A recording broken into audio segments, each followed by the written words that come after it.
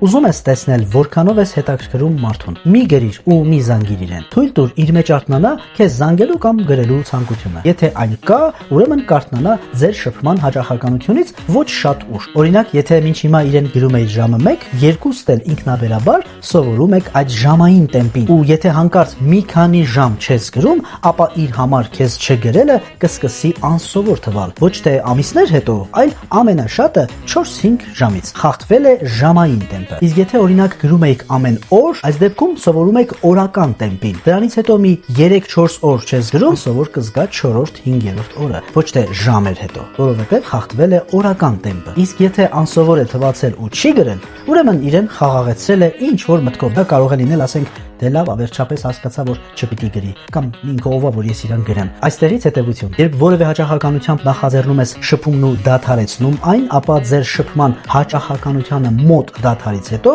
կարող ես հասկանալ դու իրեն հետաքրքրում ես, թե խանգարում։